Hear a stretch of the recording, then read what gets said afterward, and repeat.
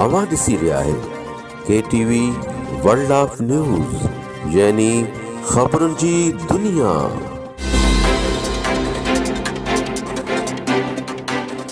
पेश आहे नऊ अमरोट मां मखमूर अमरोटीअ जी रिपोर्ट।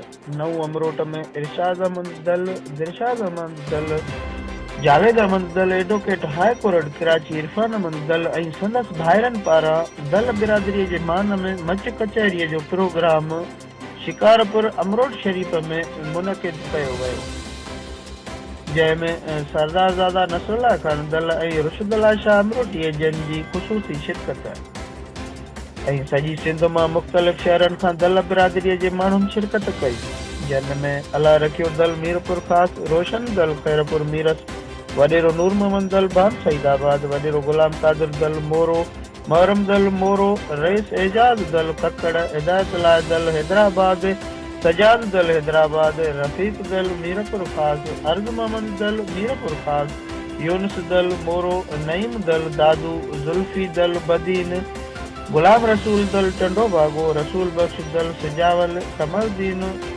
दल शिकारपुर, फिदा हुसैन दल घोटकी, हुसैन दल हैदराबाद, वफा फारूक दल शाद, अब्दुल रहीम दल मखमूर अमरोटी, मंसूर अहमद दल अलहदाद दल, अब्दुल फद्द अमरोटी शामिल हुआ।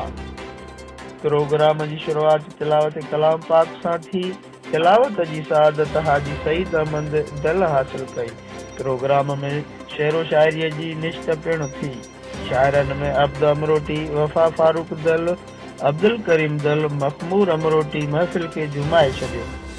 इरशाद अहमद दल महफ़िल में आयल महिमाननि खे अजरक ओढिया ऐं कही आयल महिमाननि जो शुक्रियो अदा कयो।